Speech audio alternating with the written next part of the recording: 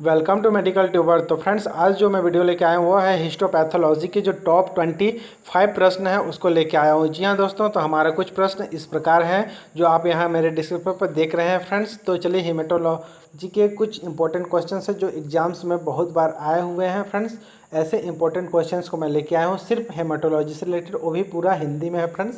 तो चलिए स्टार्ट करते हैं आज का हमारा वीडियो। तो फ्रेंड्स, आज का जो हमारा पहला क्वेश्चन है, हेमेटॉक्सिन किस पेड़ के तने से बनाया जाता है, जिसके ऑप्शन 4 दिए हुए हैं, शीशम, सिनकोना, इकोलिप्टस एंड कैम्पेचिनम। तो फ्रेंड्स, जो हेमेटॉक्सिन होता है यह पेड़ अधिकतम मात्रा में जो होता है वो वेस्ट इंडीज़ में उगाया जाता है और इस पेड़ का नाम है कैम्पेचिनम। जी हाँ दोस्तों, कैम्पेचिनम के द्वारा हेमेटॉक्सिन जो होता है उसको बनाया जाता है इस पेड़ के तने से। तो फ्रेंड्स, यह मॉक टेस्ट है, अगर आपको देना है तो मैं वीडियो के नीचे लिंक दे दूंगा, वहाँ से आप इस मॉक टेस्ट को भी दे सकते हैं आसानी से। चलिए अब हम नेक्स्ट क्वेश्चन की ओर बढ़ते हैं। नेक्स्ट क्वेश्चन है, ऊतक निर्जलीकरण की प्रक्रिया किसके बाद किया जाता है।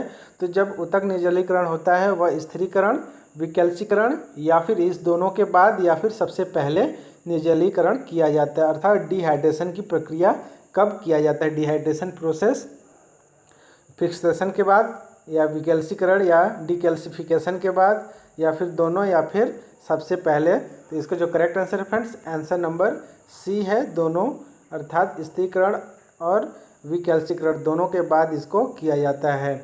चलिए अब नेक्स्ट क्वेश्चन की ओर बढ़ते हैं। Question number 3। तो क्वेश्चन नंबर 3 है फ्रेंड्स, हेमेटॉक्सिलिन न्यूक्लियस को किस रंग में रंगते हैं। ए पीला, बी नीला, सी गुलाबी और फिर डी है लाल। तो जो हेमेटॉक्सिलिन होते हैं वो न्यूक्लियस को जो रंग प्रदान करते हैं वह होता है नीला रंग प्रदान करते हैं। अब नेक्स्ट क्वेश्चन देखते हैं। क्वेश्चन नंबर 4, इयोसिन जो विलयन होता है वो साइटोप्लाज्म को कौन से रंग में रंगते हैं। पीला, नीला, गुलाबी या फिर लाल। जी हाँ दोस्तों, जो साइटोप्लाज्म होता है उसको इयोसिन रंगने का काम होता है और जो हीमेटॉक्सिन होता है वह न्यूक्लियस को रंग प्रदान करता है। तो इस तरीके से जो न्यूक्लियस का रंग होता है वह होता है नीला। तो इस तरीके से साइटोप्लाज्म का जो होता है वह रंग होता है गुलाबी। चलिए अब नेक्स्ट क्वेश्चन की ओर बढ़ते हैं। क्वेश्चन नंबर 5 है, ऊतक खंड को किसके द्वारा जमाया जाता है। जो ऊतक खंड होता है, सेक्शन कटिंग जो होती है उसे किसके द्वारा जमाया जाता है, फ्रीजिंग किया जाता है। Nitrogen, aerosol spray, distil water या फिर ए एंड बी। तो इसका जो आंसर है फ्रेंड्स वो नाइट्रोजन और एरोसोल स्प्रे दोनों का उपयोग किया जाता है, इसलिए राइट आंसर हमारा हो जाएगा डी। चलिए अब नेक्स्ट क्वेश्चन की ओर बढ़ते हैं। ऊतक सेक्शन मशीन को क्या कहते हैं। ऊतक का जो छोटे छोटे सेक्शन काटा जाता है, कटिंग किया जाता है, उस मशीन को जो नाम है वह है, ऑप्शन यहाँ दिया हुआ है फ्रेंड्स, इसका माइक्रोटोम, फ्रीजिंग, हिस्टोकट या फिर हिस्टोमेट।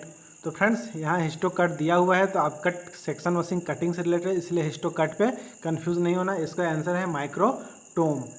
चलिए अब नेक्स्ट क्वेश्चन की ओर बढ़ते हैं। नेक्स्ट क्वेश्चन है, हिस्टोपैथोलॉजी में किसका अध्ययन किया जाता है। कोशिका अध्ययन का, ऊतक अध्ययन, बीमार या फिर बीमार ऊतक का। तो फ्रेंड्स, आप सभी को पता है हिस्टोपैथोलॉजी का जो अर्थ होता है वह ऊतक का अध्ययन होता है, किंतु इसमें जो ऊतक का अध्ययन होता है वह बीमार ऊतक का अध्ययन होता है हिस्टोपैथोलॉजी में। तो करेक्ट आंसर है आंसर नंबर डी, बीमार ऊतक। नेक्स्ट क्वेश्चन है, सेक्शन कटिंग करने के लिए ब्लेड का कौन सा भाग सबसे उपयुक्त होता है। तो जब सेक्शन कटिंग करते हैं तो उस समय ब्लेड के कौन से भाग का इस्तेमाल किया जाता है, जिसमें है अग्र, केंद्रीय, अंतिम या फिर इनमें से कोई भी या सभी को उपयोग में ला सकते हैं। तो इसका जो करेक्ट आंसर आ जाएगा फ्रेंड्स, जो सबसे उपयुक्त भाग होता है वह होता है केंद्रीय, जो भाग होता है वह सबसे उपयुक्त होता है। चलिए अब नेक्स्ट क्वेश्चन की ओर बढ़ते हैं। नेक्स्ट क्वेश्चन है, ब्लॉक को खंडों में काटने से खंडों का एक फीता बनता है जिसकी लंबाई लगभग होती है। तो फ्रेंड्स, खंडों को काटने पे एक फीता नुमा बनते जाता है चाकू पे, जिसकी लंबाई, तो फ्रेंड्स इसकी लंबाई अधिकतम जो होती है 10, 15, 20 या फिर 30 सेंटीमीटर दिया गया है। तो करेक्ट आंसर है लगभग 15 सेंटीमीटर होता है। चलिए नेक्स्ट क्वेश्चन। नेक्स्ट है, मेयर ग्लिसरॉल में किसका मिश्रण होता है। मेयर ग्लिसरॉल को मेयर एल्ब्यूमिन मिश्रण भी या मेयर एल्ब्यूमिन भी कहा जाता है। तो इसमें ऑप्शन दिया हुआ है, अंडे और दूध का मिश्रण होना, अंडे की सफ़ेदी और ग्लिसरॉल, दूध और ग्लिसरॉल या फिर इनमें से कोई नहीं। तो जो मेयर एल्ब्यूमिन होता है उसमें जो मिश्रण होता है वो अंडे की सफ़ेदी और ग्लिसरॉल का मिश्रण होता है, जो स्लाइड पे खंडों को स्थिर रखने के लिए करते हैं। नेक्स्ट क्वेश्चन है, स्लाइड पर ऊतक खंड को स्थिर रखने के लिए किसका उपयोग करते हैं? तो फ्रेंड्स इसका आंसर मैंने जस्ट अभी बता दिया है, जिसमें ऑप्शन दिया है मोम, मेयर एल्ब्यूमिन, इमर्सन ऑयल या फिर इनमें से सभी को, उपयुक्त सभी। इसका जो करेक्ट आंसर है फ्रेंड्स वह है मेयर एल्ब्यूमिन का इस्तेमाल किया जाता है। चलिए नेक्स्ट क्वेश्चन की ओर बढ़ते हैं।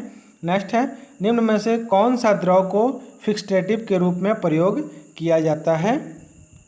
तो ऑप्शन है 10% प्राकृतिक बफर फॉर्मेलिन, दूसरा है बोइंस फ्लूइड या बोइंस द्रव के नाम से भी जाना सकता है, कॉर्नोइस फ्लूइड या फिर उपरोक्त सभी।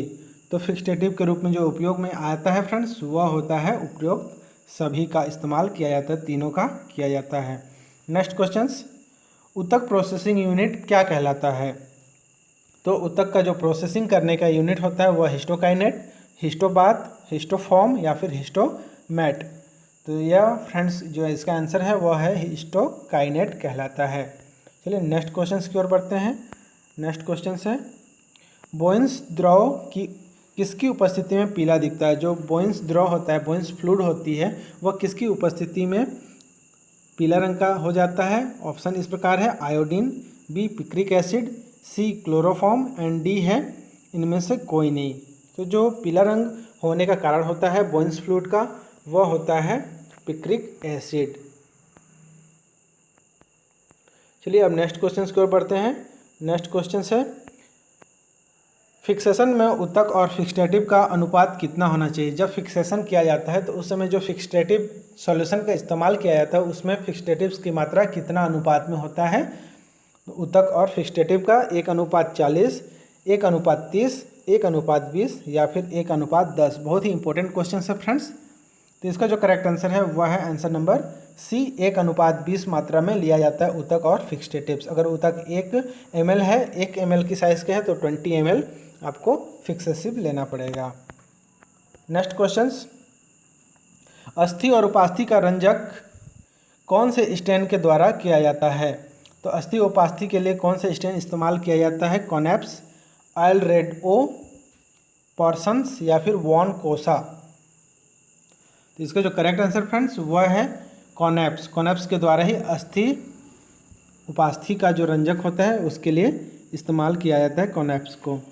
चलिए नेक्स्ट क्वेश्चन की ओर पढ़ते हैं। पार्सन्स स्टेन का प्रयोग किसके स्टेन के लिए किया जाता है? ऑप्शन ए इस प्रकार है, malarial parasite, Negri body, mast cell या फिर कैल्शियम। तो फ्रेंड्स पार्सन्स जो स्टेन होता है उसका इस्तेमाल नेग्री बॉडीज़ के स्टेन के लिए किया जाता है। चलिए नेक्स्ट क्वेश्चन, ऊतक का अध्ययन क्या कहलाता है? जैसे कि फ्रेंड्स लास्ट क्वेश्चन में जैसे आपको मैं बता चुका था, ऊतक का अध्ययन हिस्टोपैथोलॉजी कहलाता है या हिस्टोलॉजी कहलाता है, साइटोलॉजी या फिर इनमें से सभी। तो हम हिस्टोपैथोलॉजी के तहत ऊतक का ही अध्ययन करते हैं, किंतु इसमें जो ऊतक होता है वह बीमार ऊतक होता है, इसलिए इसका आंसर हिस्टोपैथोलॉजी नहीं आएगा। इसका करेक्ट आंसर आएगा हिस्टोलॉजी। तो इसका जो करेक्ट आंसर है फ्रेंड्स आंसर नंबर 18 बिल्कुल करेक्ट है।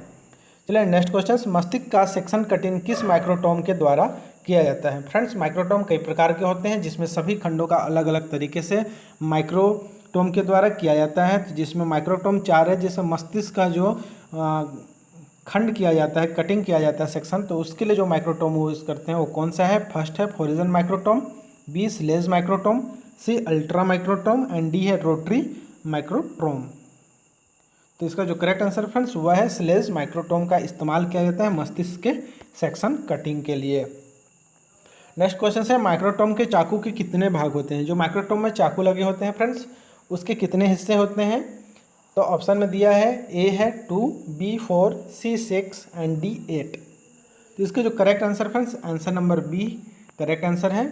चलिए नेक्स्ट क्वेश्चन की ओर बढ़ते हैं। माइक्रोटोम के चाकू को नुकीला करने की प्रक्रिया क्या कहलाती है?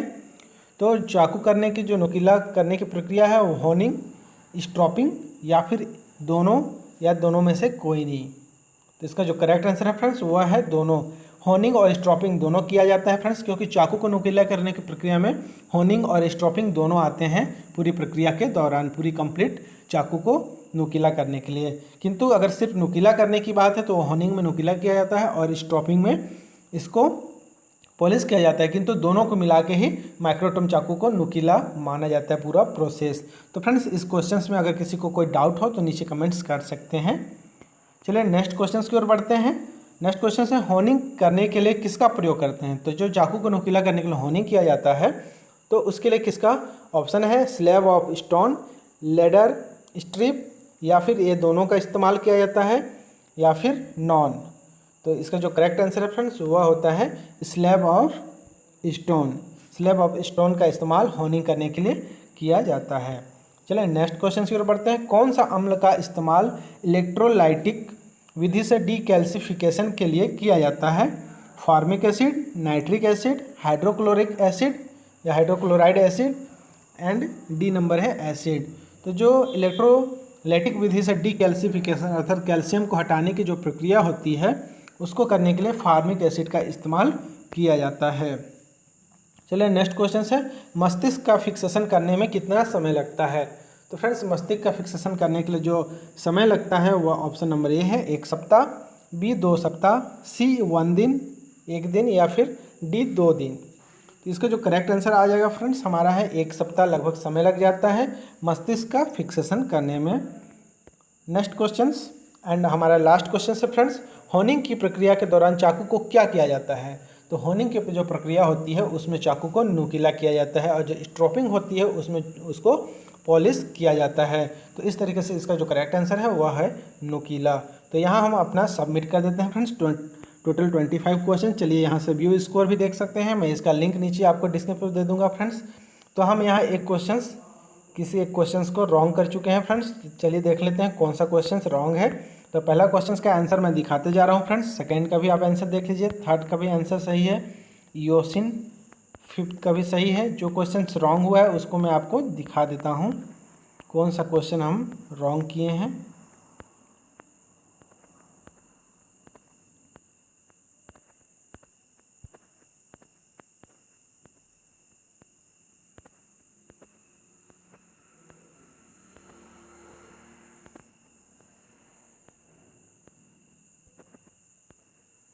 तो फ्रेंड्स यहाँ से हम सभी क्वेश्चंस को हल कर लिए हैं, किंतु हमारे 24 में 24 आया। यहाँ हमने कोई पॉइंट्स नहीं जोड़ा था, इसी की वजह से हमें लगा कि एक नंबर हमें नहीं मिला है। तो हम यहाँ 24 में 24 लेके आए हैं। इस तरीके से हमारा एक भी क्वेश्चंस रॉन्ग नहीं हुआ है। आप यहाँ देख सकते हैं 24/24 दिया हुआ है।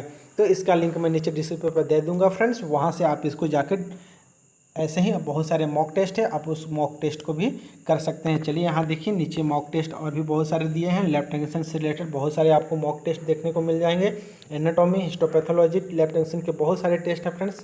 जैसे आप यहाँ क्लिक करेंगे तो यहाँ से बहुत सारे आपको यहाँ टेस्ट देने को मिल जाएंगे। तो ये देखिए यहाँ एक और टेस्ट है, इस टेस्ट को भी आप ओपन कर सकते हैं। यहाँ आपको अपना नेम लिखना पड़ेगा, आप कुछ भी अपना नाम डाल सकते हैं फ्रेंड्स। चलिए मैं यहाँ कुछ लिख लेता हूँ, यस के, इसके बाद गो करेंगे या फिर बैक आ जाते हैं फ्रेंड्स। आप यहाँ देख सकते हैं विच इज़ एन यूकैरियोट्स। इस तरीके से बहुत सारे जो क्वेश्चंस दिए हुए हैं, यहाँ आप लगातार इस क्वेश्चंस को देख के और यहाँ लास्ट में आप सबमिट इसको कर सकते हैं फ्रेंड्स। तो यहाँ देखेंगे तो मैं टोटल 50 क्वेश्चंस का यहाँ बनाया हूँ फ्रेंड्स। तो 50 क्वेश्चंस पूरे सॉल्व करना पड़ेंगे फ्रेंड्स, क्योंकि एक भी अगर टिक नहीं लगाएंगे तो आप उसको सबमिट नहीं कर सकते हैं। जितने स्टार दिया हुआ है सभी को सॉल्व करना बहुत ज़रूरी है।